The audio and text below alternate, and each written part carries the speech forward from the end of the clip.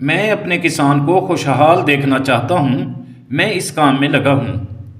السلام علیکم viewers, Hashmi organic farming میں خوش آمدید۔ کیسے ہیں دوستو؟ کسان بھائیوں، بھیڑ بکریاں پالنے میں حکمت خداوندی پوشیدہ ہے۔ بھیڑ بکریاں پالنا نبیوں کی سنت بھی ہے اور کاروبار بھی۔ عزیز ساتھیوں، دنیا میں کوئی بھی پیغمبر خدا ایسا نہیں آیا جس نے بکریاں اور بھیڑیں نہ چرائی ہوں۔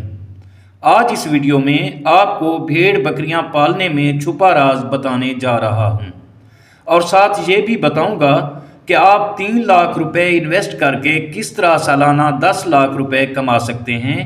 اور اللہ عز و جل نے تمام انبیاء کرام کو نبوت سے نوازنے سے پہلے جو کام سونپا تھا وہ تھا بکریاں چرانا۔ آخر ایسا کیوں کہ ہر نبی نے بکریاں چرائیں؟ اور بھیڑ بکریاں پالنے یا چرانے میں حکمت خداوندی کیا ہے جو پوشیدہ ہے؟ اور دوستو، بکری کو غریب کی گائے بھی کہا جاتا ہے۔ تو دوستو، یہ ایسا بابرکت پیشہ ہے کہ دیکھتے ہی دیکھتے چند بھیڑیں یا بکریاں ریوڑ کی شکل اختیار کر لیتی ہیں، اور یہ کچے شیڈ میں رہ کر اور بہت کم خوراک سے بھی آپ کو گوشت اور دودھ مہیا کرتی ہیں۔ سبحان اللہ۔ لیکن ویورز، آج کی ویڈیو میں صرف بھیڑوں پر بات کریں گے کہ ہم کس طرح 3 لاکھ روپے انویسٹ کر کے سالانہ 10 لاکھ روپے کما سکتے ہیں۔ تو کسان بھائیوں، سب سے پہلے تو آپ نے 10 عدد بھیڑیں خرید کرنا ہے، اور وہ بھی کسی عام سی نسل کی، جو آپ کو تقریباً 20 سے 25 ہزار روپے میں آسانی سے مل جائیں گی۔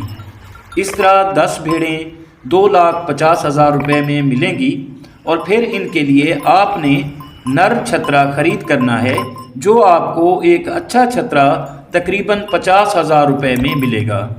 یوں کل ملا کر 3 لاکھ روپے خرچ ہوں گے، اور یہ 1 سال میں آپ کو 20 بچے پیدا کر کے دیں گی۔ آپ یہ میمنے جب جوان ہوں گے تو جب چھترے بن جائیں گے اور ایک چھترا 50,000 روپے میں بھی فروخت ہوگا تو یہ آپ کو 10 لاکھ روپے بنتے ہیں۔ دوستو، یوں 3 لاکھ روپے انویسٹ کر کے 10 لاکھ روپے کمائے جا سکتے ہیں، لیکن اصل بات جو میں آپ کو بتانے جا رہا ہوں وہ کوئی اور بات ہے۔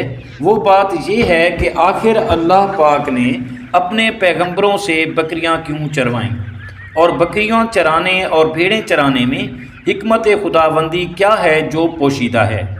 تو دوستو، اس کے لیے آپ کو انتظار کرنا پڑے گا میری اگلی ویڈیو کا، جس میں میں آپ کو بتاؤں گا کہ حضرت موسیٰ علیہ السلام نے بکریاں کیوں چرائیں۔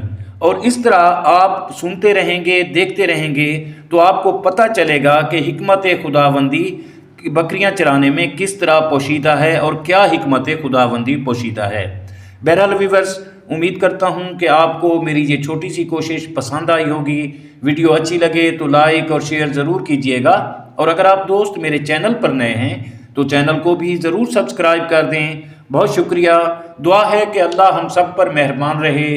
آمین۔ جلد ملتے ہیں کسی اگلی ویڈیو میں، تب تک اللہ حافظ۔